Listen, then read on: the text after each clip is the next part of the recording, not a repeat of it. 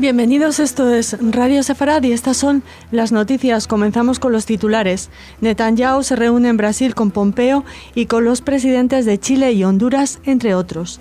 Israel y Estados Unidos abandonan la UNESCO tal como habían anunciado por su sesgo anti-israelí. El jefe del laborismo israelí desmantela el partido Unión Sionista a la vista del debacle electoral previsto por las encuestas. Atentado yihadista en Manchester con 3 heridos apuñalados durante las celebraciones del Año Nuevo. Estas son las principales noticias del informativo, unas noticias que comenta Jorge Rosenblum. Hola, Jorge. ¿Qué tal, Raquel? Después llegará la agenda cultural. Comenzamos con esta primera noticia. El primer ministro israelí, Benjamin Netanyahu, se reunió con el secretario de Estado norteamericano, Mike Pompeo, en Brasil para discutir, entre otros temas, la retirada de las tropas estadounidenses de Siria. Pompeo afirmó que el compromiso de Estados Unidos con la seguridad de Israel es inamovible, a pesar de la retirada de Estados Unidos. El presidente Trump ha ordenado una desaceleración en la retirada de las fuerzas estadounidenses en Siria. Netanyahu ha aprovechado la asistencia a Brasil también para conversar con Honduras sobre el traslado de su embajada a Jerusalén y para ahondar en los vínculos con Chile. Sí, se dice que en el tema de Chile, por ejemplo, con el presidente, pues ya han acordado vuelos directos de Tel Aviv a Santiago de Chile.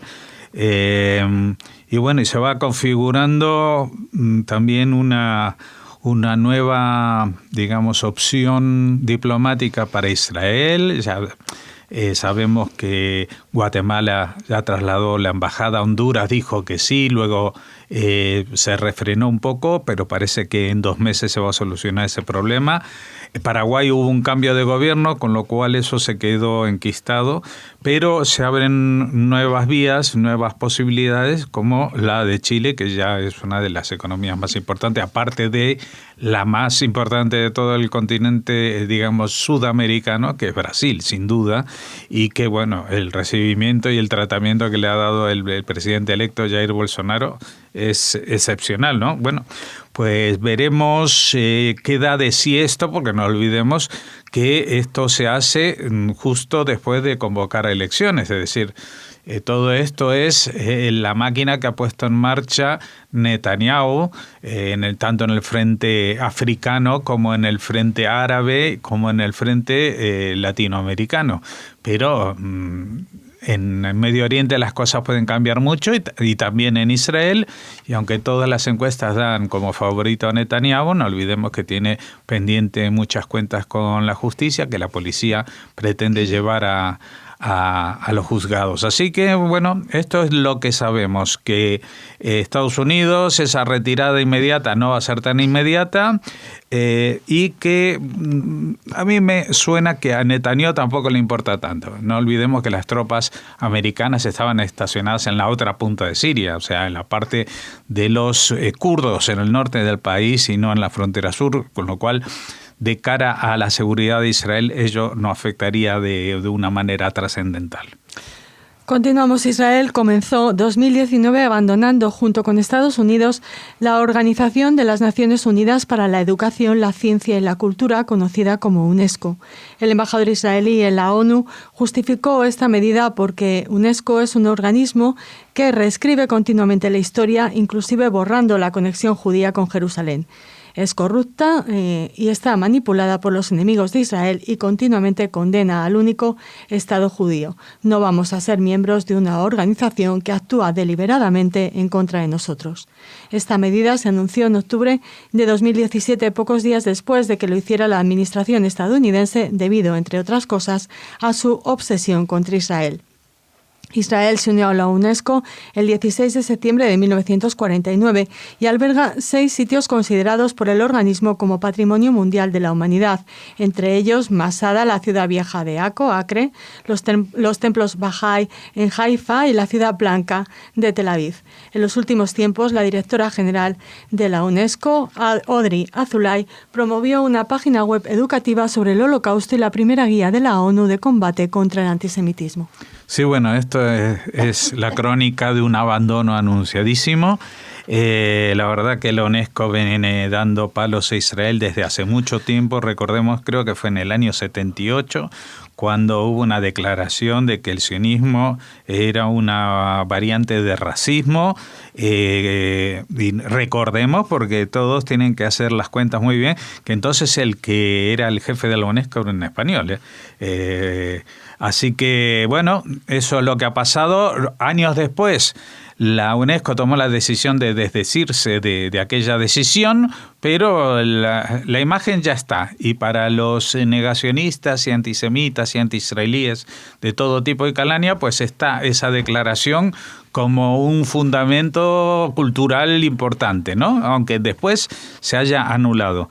Pues la verdad que sí, a mí me gustaría, evidentemente, como cualquier persona de mundo, si fuera una cuestión normal, que hubiera un organismo internacional ecuánime que respecto al tema de la educación, la cultura y la ciencia. Vamos, creo que el pueblo judío ha dado sobradas muestras de su interés por estos temas. Lo que pasa que lo que no se puede hacer es utilizar un foro como ese simplemente para poner en marcha políticas que en definitiva son antisemitas, se mire como se las mire. A pesar de que ahora, justamente, que dirige la UNESCO una judía de origen marroquí, Audrey Azoulay, pues hayan abierto una página educativa sobre el Holocausto y una guía de combate al antisemitismo. Pero bueno, mira, lo del antisemitismo así, sin poner aclaraciones a qué se refieren, me recuerda a esta declaración que incluso la alcaldesa de Madrid fue una de las primeras en firmar, del Congreso, creo que era el American Jewish Committee, una iniciativa para ciudades contra el antisemitismo. Y yo en su momento comenté que seguramente Teherán también firmaría esa carta de antisemitismo, porque si no se aplica la definición que, por ejemplo, existe en la OCDE, en la Organización de Países, digamos, Desarrollados, que incluye dentro del antisemitismo la negación del derecho de existencia del Estado de Israel, pues apaga y vámonos, porque entonces eso no es una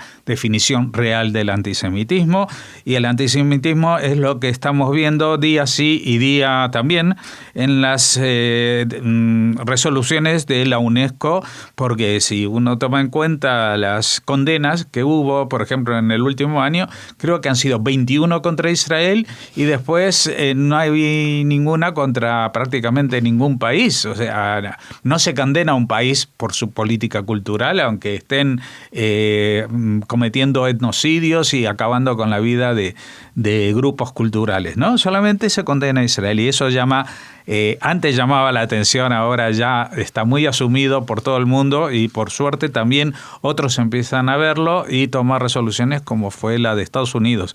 Recordemos que Israel solamente tomó esta decisión, o la proclamó por lo menos, pocas horas después de que Estados Unidos tomara esa decisión de abandonar la UNESCO.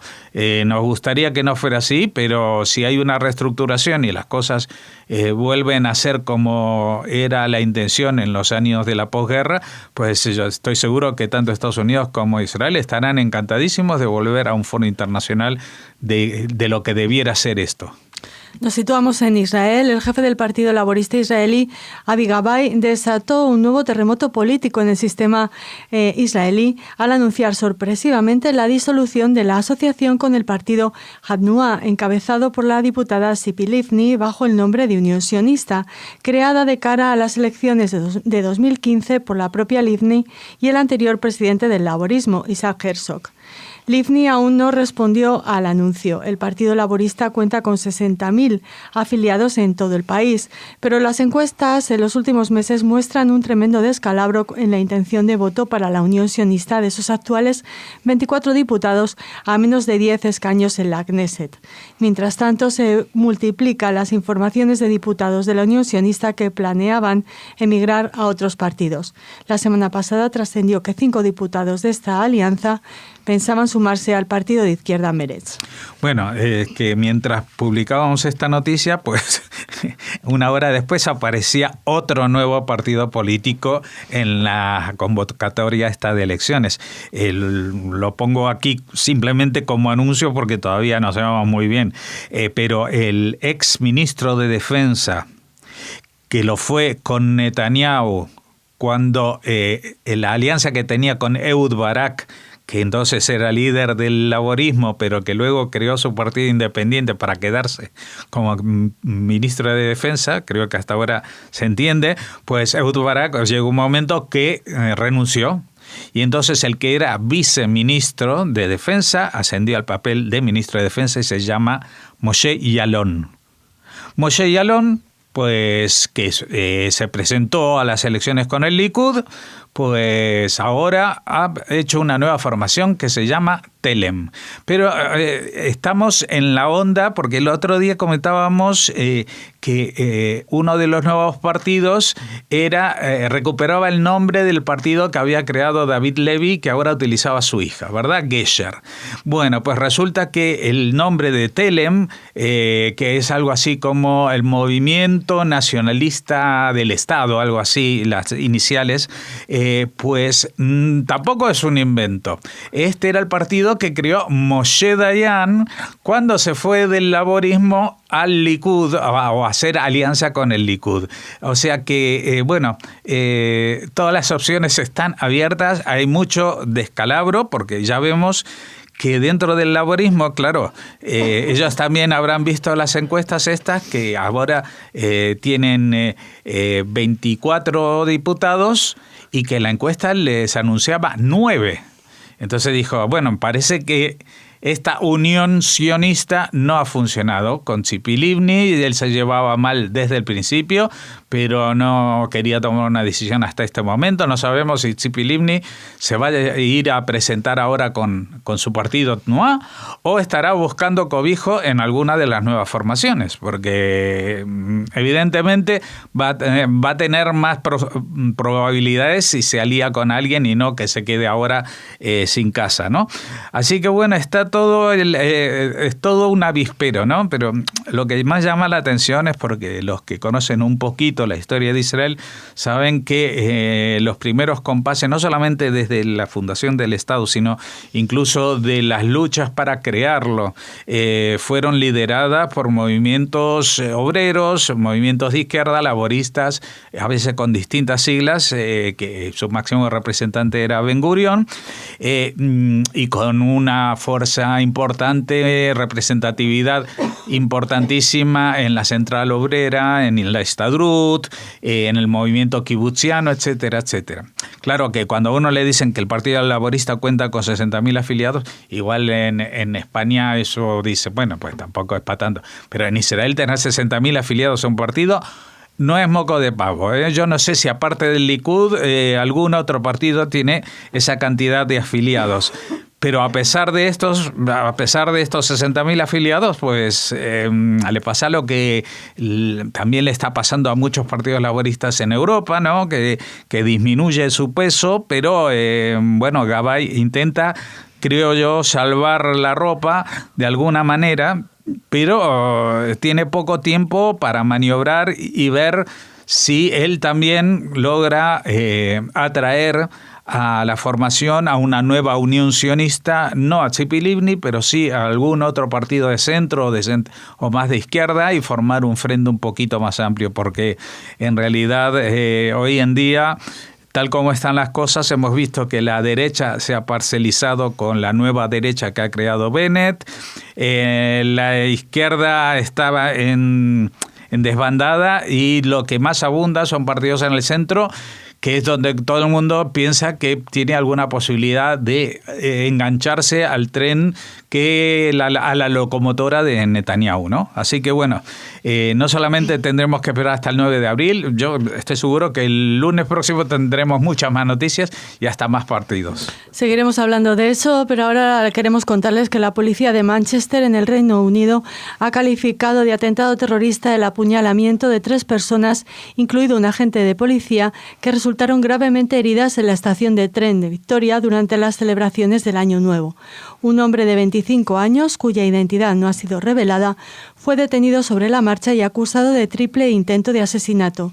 La policía confirmó que llevaba 2 cuchillos y que su intención era causar más heridos.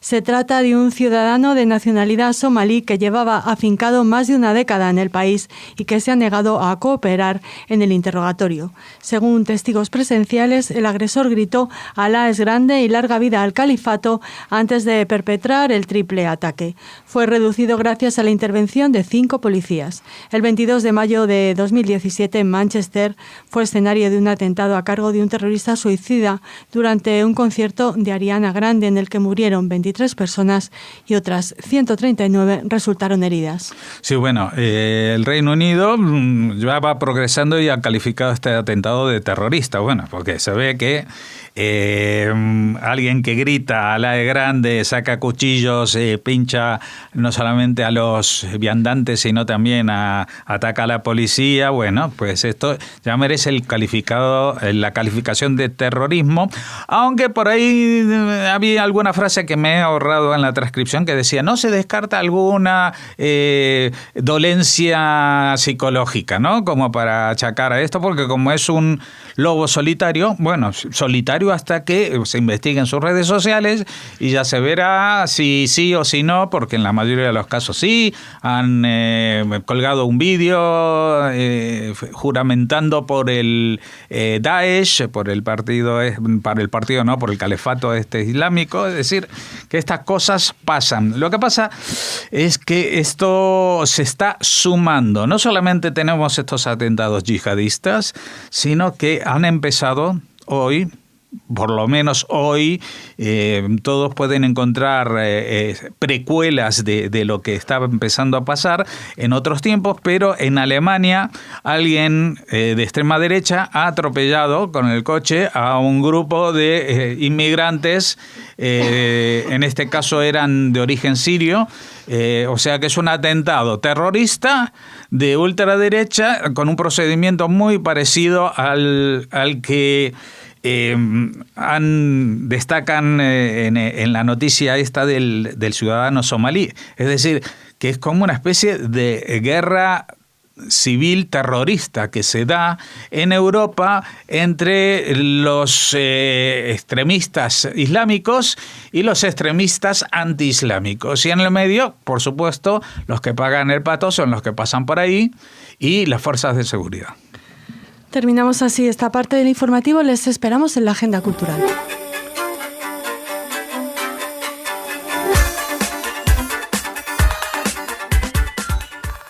Bueno, estamos ya en la parte cultural, a ver qué nos depara estos días que son un poco raros, ¿no?, por las fiestas. Sí, pero hay ayuntamientos que toman decisiones importantes, como el de Ponferrada, en León, que ha decidido incorporarse a la Asociación Itinerarios Sefardíes de Castilla y León. Ya saben, esa asociación que apoya las Cortes de Castilla y León, que nace de la iniciativa del alcalde de Castrillo Mota de Judíos, Lorenzo Rodríguez, con quien tuvimos oportunidad de hablar, y que cuenta con el apoyo, entre otros, de la Federación de Comunidades Judías de España. Y que ya tenía una docena de municipios, sí, en el itinerario. Y pretende tener hasta 200. Bueno, al menos. Pero bueno, por ahora se ha unido Ponferrada, donde no podemos decir que haya una gran huella judía tangible, pero sí hay un barrio de los judíos y allí un edificio que se llama La Bóveda, que es un edificio de piedra vacío interiormente y dotado de una gran portada.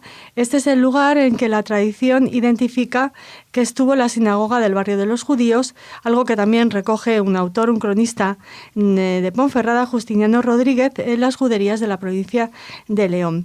Dice que la significación de este lugar como asiento propio y apartado de los hebreos era importante, pero que en realidad solo fue utilizada durante 4 años, puesto que aunque hasta 1488 los judíos vivían mezclados con la población cristiana, su aislamiento extramuros en el campo o barrio de los judíos, nombre que se mantiene en la actualidad, fue impuesto bruscamente a partir de ese año, del 1488, a través de una orden despachada por los reyes, por petición expresa del Concejo y Justicias de la ciudad, con el corregidor Juan de Torres. Bueno, nos alegramos de que el Concejo y las Justicias de la ciudad de ahora sean más proclives a su pasado, a su legado judío. Me llama la atención lo que señalan en este caso, porque es cierto, en las ciudades donde los judíos estaban más integrados, pues es más difícil encontrar las huellas, porque no hay un barrio donde estuvieran encerrados. Eso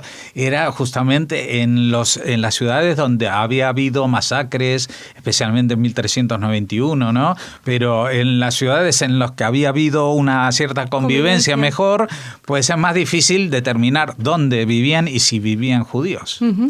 Cambiamos de tema para hablarles del director de las Galerías Uffizi de Florencia, que tiene muy claro cuál es su propósito para este 2019, que Alemania devuelva aquello que le robó hace más de 70 años.